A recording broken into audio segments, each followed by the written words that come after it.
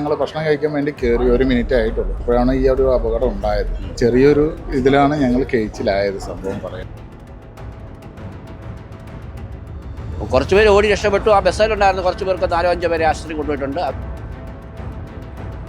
മേളിൽ നിന്ന് ഫയർഫോഴ്സ് വന്ന് ഒറ്റ ഇടിയായിരുന്നു.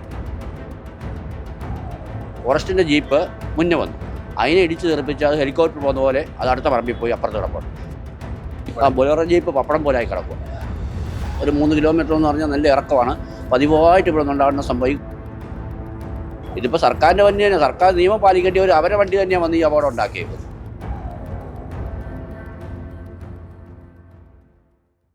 ഇറക്കമിറങ്ങി വരുന്നതിനിടയിൽ ഫയർ എഞ്ചിൻ നിയന്ത്രണം വിട്ട് നിരവധി വാഹനങ്ങളിൽ ഇടിച്ചുണ്ടായ അപകടത്തിൽ ഫയർഫോഴ്സ് ഉദ്യോഗസ്ഥൻ മരണപ്പെട്ടു. ഇന്ന് ഉച്ചയ്ക്ക് 2 മണിയോടെ എരുമേലി ശബരിമല പാതയിൽ തുലാപ്പള്ളിക്ക് സമീപം ആലപ്പാട്ട് ജംഗ്ഷനിലാണ് അപകടമുണ്ടായത്. കുത്തിയിറക്കം ഇറങ്ങി വരുന്ന ഫയർ എഞ്ചിൻ നിയന്ത്രണം നഷ്ടപ്പെടുകയായിരുന്നു. ഏതാണ്ട് 5ഓളം വാഹനങ്ങളിൽ ഇടിച്ചാണ് അപകടമുണ്ടായത്. വാഹനങ്ങളിൽ ഇടിച്ചതിന് ശേഷം ബസ്സിലും മറ്റൊരു വാഹനത്തിലും ഇടിച്ച് നിന്ന ഈ വാഹനത്തിനുള്ളിൽ യാത്രക്കാരായ ഡ്രൈവർ ഉൾപ്പെടെ ഫയർഫോഴ്സ് ഉദ്യോഗസ്ഥർ കുടുങ്ങിക്കിടക്കുകയായിരുന്നു. ഏറെ നേരം കഷ്ടപ്പെട്ട വാഹനം വെട്ടിപ്പൊളിച്ചാണ് ഈ വാഹനത്തിലുണ്ടായിരുന്ന ആളുകളെ പുറത്തെടുത്ത് ആശുപത്രിയിൽ എത്തിച്ചത്. എന്നാൽ തിരുവല്ലയിലെ ഫയർഫോഴ്സ് ഉദ്യോഗസ്ഥനായ രഞ്ജിത്ത് എന്ന 41 വയസ്സുകാരൻ മരണപ്പെടുകയായിരുന്നു. നിരവധി അപകടങ്ങൾ, പതിവായി അപകടം നടക്കുന്ന ഒരു സ്ഥലമാണിത്. പ്ലാപ്പള്ളിയിൽ നിന്നും വാഹനങ്ങൾക്ക് നിയന്ത്രണമുള്ള ഒരു പാതയിലൂടെ കുത്തിറക്കത്തിലൂടെ ഈ ഫയർ എഞ്ചിൻ ഇറങ്ങി വരുമ്പോഴാണ് അപകടമുണ്ടായത്. ഈ ഫയർ എഞ്ചിൻ്റെ മുന്നിലായി ഒരു ഫോറസ്റ്റ് ജീപ്പ് ഉണ്ടായിരുന്നു. ഫോറസ്റ്റ് ജീപ്പിൽ ഉദ്യോഗസ്ഥരുണ്ടായിരുന്നു. ആ ഫോറസ്റ്റ് ജീപ്പ് ഇടിച്ച് മറുവശത്തേക്ക് പോവുകയും തൊട്ട് സമീപത്തായി ഒരു ഹോട്ടലിന് മുന്നിൽ പാർക്ക് ചെയ്തിരുന്ന ഒരു ബൊലെറോ ജീപ്പ് 2 ബസ്സുകളിലേക്ക് ഒരു മിനി ബസ്സിലേക്കും ഇടിക്കുകയായിരുന്നു. ഈ ബൊലെറോ ജീപ്പ് ഇപ്പം നിങ്ങൾ ദൃശ്യങ്ങളിൽ കാണാം, പൂർണ്ണമായും അതിനുള്ളിൽ കുടുങ്ങി തകർന്ന് കിടക്കുന്ന അവസ്ഥയാണ്. ഈ സംഭവം നടക്കുന്ന സമയത്ത് ഇവിടെ ഉണ്ടായിരുന്ന നിരവധി തീർത്ഥാടകരൊക്കെ ഉണ്ടായിരുന്നു. അവരെല്ലാം ഓടി മാറുകയായിരുന്നു. മിക്ക ആളുകളും ഈ വാഹനത്തിലുണ്ടായിരുന്ന ബൊലെറോ ജീപ്പിൽ ഉൾപ്പെടെ ഉണ്ടായിരുന്ന അയ്യപ്പ ഭക്തർ അവർ ഏതാനും മിനിറ്റുകളുടെ വ്യത്യാസത്തിലാണ് ഈ അപകടത്തിൽ നിന്നും രക്ഷപ്പെട്ടത്. ഏതായാലും വലിയ ദാരുണമായ ഒരു അപകടം തന്നെയാണ് ഈ നടന്നത്. പതിവായി അപകടം നടക്കാറുള്ള ഒരു സ്ഥലമാണ്. അപകടം നടക്കുന്ന സമയത്തല്ല, പക്ഷേ അതിനൊരു 2 മിനിറ്റിന് മുമ്പ് ഞാൻ താഴത്ത് നിൽക്കുന്ന ഒരു സ്വാമിക്ക് ചായ എടുത്തു കൊടുത്ത് സ്വാമി ചായ കുടിച്ചോണ്ടിരുന്ന് കഴിഞ്ഞപ്പോഴത്തേനും ഞങ്ങൾ ചായ അല്ല നോക്കിയത്. ഇതിനകത്ത് ഫുഡ് കഴിക്കാൻ ആൾക്കാരുണ്ടായിരുന്നു. അവർക്ക് ഭക്ഷണം കടയ്ക്കകത്ത് ആൾ കുറവായിരുന്നു. ഭക്ഷണത്തിന് കറികൾ വിളമ്പി കൊടുക്കാണ്ട് ഇങ്ങോട്ട് വന്ന സമയത്ത് കടയ്ക്കകത്തോട്ട് പോലും കയറിയില്ല. അതിന് മുമ്പ് ഇവിടെ സംഭവം നടന്നുപോയി. ചായ കുടിക്കാൻ സ്വാമിമാരുടെയും ചായ മേടിച്ചോണ്ട് പേപ്പർ ഗ്ലാസ് ചായ കൊടുത്ത് ചായ കുടിച്ചിട്ട് അപ്പുറത്തോട്ട് പോയി. സ്വാമിയുടെ കൈയൊക്കെ ഒത്തിരി മുറിഞ്ഞിട്ടുണ്ട്. ഈ ചില്ലൊക്കെ അടിച്ച് കൈയൊക്കെ ഒത്തിരി മുറിഞ്ഞിട്ടുണ്ട്. പക്ഷേ പുറത്തു നിന്ന് സ്വാമിയുടെ മറ്റുള്ളവർ കുറച്ചുപേർ ഓടി രക്ഷപ്പെട്ടു. ആ ബസ്സിലുണ്ടായിരുന്ന കുറച്ച് പേർക്ക് 4-5 പേരെ ആശുപത്രി കൊണ്ടുപോയിട്ടുണ്ട്. അവരെന്നിട്ട് നമുക്ക് അറിയത്തില്ല.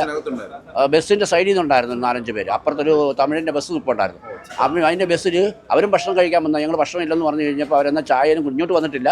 എന്നാൽ തന്നെ ഇപ്പം ഇവിടെ ഭക്ഷണം വെക്കുക അതിലൊന്നും പറയും വണ്ടിയിൽ നിന്ന് ഇറങ്ങി വന്നപ്പോൾ ആ സമയത്ത് സെക്കൻഡ് സമയത്ത് ഈ കാര്യങ്ങളെല്ലാം നടന്നു. ഈ സംഭവം 2 മണിയായപ്പോഴാണ് നടക്കുന്നത്.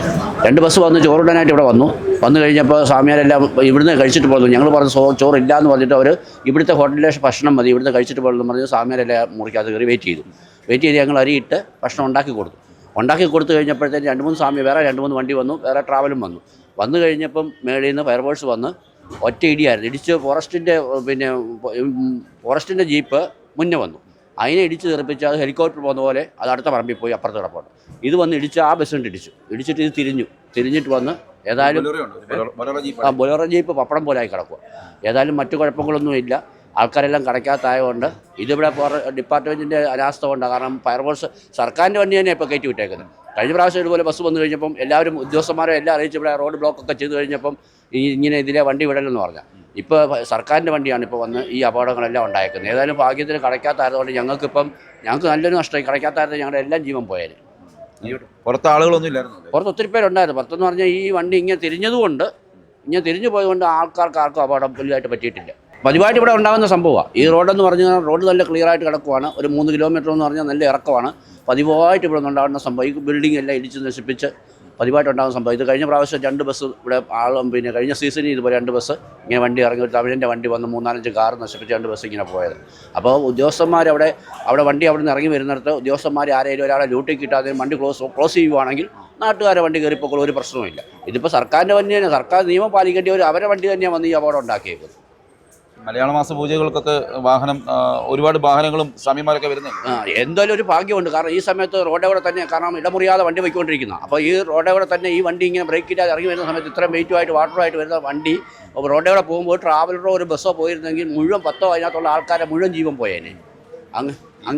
ഫയർ എഞ്ചിൻ ഉണ്ടായിരുന്ന ഉദ്യോഗസ്ഥരെയൊക്കെ എങ്ങനെ വെട്ടിപ്പൊളിച്ചാണ് അവരെ 2 പേരെ, അവർ 7 പേരുണ്ടായിരുന്നുള്ള അറിവ്. 2 പേരെ പിന്നെ ഒരാൾ അന്നേരം അകത്ത് ഇപ്പോൾ വെട്ടിപ്പൊളിച്ച് കട്ടർ മെഷീനൊക്കെ കൊണ്ടുവന്ന് വെട്ടിപ്പൊളിച്ച് സ്റ്റിയറിങ്ങുമായിട്ട് ജാമായിട്ടിരിക്കുമായിരുന്നു. വെട്ടിപ്പൊളിച്ച് ഒരാൾ കാലൊടിഞ്ഞു, ഡ്രൈവറുടെ കാലൊടിഞ്ഞെന്ന് പറഞ്ഞു. മറ്റേ പുള്ളിക്ക് ബോധമൊന്നും ഇല്ലായിരുന്നു. ഒരു ആശുപത്രി കൊണ്ടു പുള്ളി ഇവിടെ തന്നെ മരിച്ചെന്നുള്ള അറിവ്. കുറേ നേരം കഴിഞ്ഞിട്ടാണ് പുറത്തെടുക്കുന്നത്. പുറത്ത് ഒരു 1 മണിക്കൂർ കഴിഞ്ഞാണ്. പമ്പയ്ക്കൊക്കെ ഞാൻ തന്നെയാണ് വിളിച്ചത്. പമ്പയ്ക്കൊക്കെ വിളിച്ച് പമ്പ CI എല്ലാം ആയിട്ട് സംസാരിച്ച് സാറേ എത്രയും പെട്ടെന്ന് വരണമെന്ന് പറഞ്ഞാൽ അവരെല്ലാം ഓടി വന്നു. കാരണം പമ്പയായിട്ട് ഇവിടെ ഒരു ഔട്ട് പോസ്റ്റ് ഇല്ലാത്ത കാരണം ഇങ്ങനെയുള്ള സംവിധാനങ്ങൾ ഇത്രയും കയറ്റമായതുകൊണ്ട് ഇവിടെ നമുക്ക് ഇതുപോലെ സംവിധാനങ്ങൾ ഫയർഫോഴ്സിൻ്റെ ഇങ്ങനെയുള്ള സേഫ്റ്റികളൊന്നും ഇല്ലാത്തതുകൊണ്ട് പമ്പയെന്നുള്ള അവർ അനുവാദം കൊടുത്തിട്ട് അവിടുന്ന് വേണം ആൾ വരാൻ. പമ്പയെന്ന് വരുമ്പോഴത്തേക്ക് 10-35 കിലോമീറ്റർ ദൂരം വരുമ്പോഴത്തേക്ക് ഇവിടെ അപകടം നടന്നു കഴിഞ്ഞാൽ ഇവിടെ പ്രശ്നങ്ങൾ നടക്കും. അവിടെ ഏതായാലും സാറിനെ വിളിച്ച് ചോദിച്ചു ഏതായാലും അവർ അവിടെ നിന്ന് ഓടി വരണ്ടേ. നാട്ടുകാരാണ് ഇപ്പം വെട്ടിപ്പൊളിച്ചത്. നാട്ടുകാരാ കട്ടർ മെഷീൻ കൊണ്ടുവന്ന് വെട്ടിപ്പൊളിച്ചത്. ഫയർഫോഴ്സ് വന്നു. അപ്പോഴത്തേക്ക് നാട്ടുകാരെല്ലാം കട്ടർ പൊളിച്ച് കഴിഞ്ഞപ്പോഴത്തേക്ക് ഫയർഫോഴ്സ് വന്നുകൊള്ളു.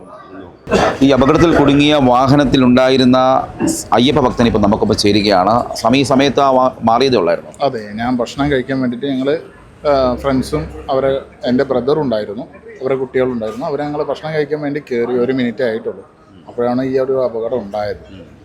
അപ്പം ഒരു ചെറിയൊരു ഇതിലാണ് ഞങ്ങൾ കേച്ചിലായത്. സംഭവം പറയുകയാണെങ്കിൽ ഒരു ചെറിയ നിമിഷങ്ങൾക്കുള്ള അതുകൊണ്ട് നിങ്ങൾ തിരിച്ചു വന്ന് നോക്കുമ്പോഴാണ് കാണുന്നത്. അതെ, എല്ലാം ഞങ്ങൾ കൈ കഴുകുന്ന സമയത്താണ് ഈ അപകടം ഉണ്ടായത്. എത്ര പേരുണ്ടായിരുന്നു ഈ വണ്ടിക്ക്? ഞങ്ങൾ ഒരു 7 പേരും ഒരു ഡ്രൈവറും ഉണ്ടായിരുന്നു.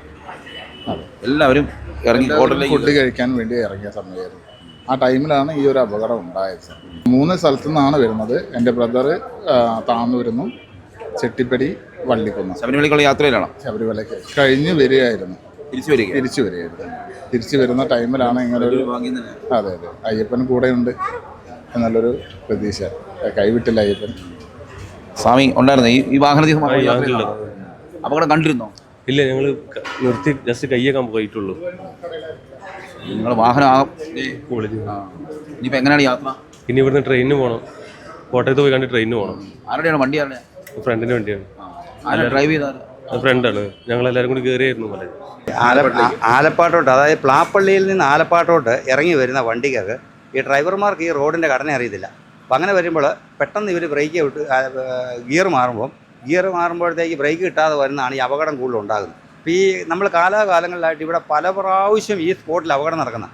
ഇവിടെ കഴിഞ്ഞ വർഷങ്ങളിൽ ആൾ മരിച്ചു, അതിൻ്റെ മുമ്പിലത്തെ പ്രാവശ്യങ്ങളിൽ ആൾ മരിച്ചു. 6-7 വണ്ടികൾ ഈ തോട്ടിലോട്ട് മറിഞ്ഞു ഇവിടെ തന്നെ വന്ന്. അപ്പോൾ ഈ സമയങ്ങളിലൊക്കെ പറയുന്നതാണ് വണ്ടി ഇറക്കി വിടരുന്നത്. അപ്പോൾ അവിടെ കൃത്യമായിട്ട് പ്ലാപ്പള്ളി ജംഗ്ഷനിൽ ബ്ലോക്ക് ചെയ്യണം. ഈ സമയത്തുള്ള ബ്ലോക്ക് ചെയ്യണം, അത് കൃത്യമായിട്ട്. ഇപ്പോൾ ഇവിടെ അപകടം നടന്നപ്പോൾ തലനാരിഴയ്ക്കാണ് കുറേ ജീവൻ രക്ഷപ്പെട്ടത്. ഇപ്പോൾ ഈ ബൊളോറായ്ക്കകത്തൊക്കെ ആളുണ്ടായിരുന്നെങ്കിൽ മുഴുവൻ ജീവൻ പോയേനെ. അപ്പോൾ അടിയന്തരമായിട്ട് ഞങ്ങൾക്കിത് പറയാനുള്ളൂ. എല്ലാ പ്രാവശ്യവും ഞങ്ങൾ പറയുന്നതാണ്, അടിയന്തരമായിട്ട് അവിടെ നിരീക്ഷകർക്ക് ആളെ വെക്കണം. കർശനമായ നിർദ്ദേശം കൊടുത്തുകൊണ്ട് അതിലെ വണ്ടി ഇറക്കി വിടുന്നത്. ഇപ്പോഴാണ് ഞങ്ങളിത് പറഞ്ഞുകൊണ്ടിരിക്കുമ്പോഴത്തേന് വീണ്ടും വണ്ടി ഇറങ്ങി വന്നുകൊണ്ടിരിക്കുക. അപ്പോൾ ഈ ഒരു അവസ്ഥ ഒഴിവാക്കണം. അതിനുള്ള നടപടികൾ സ്വീകരിക്കണം.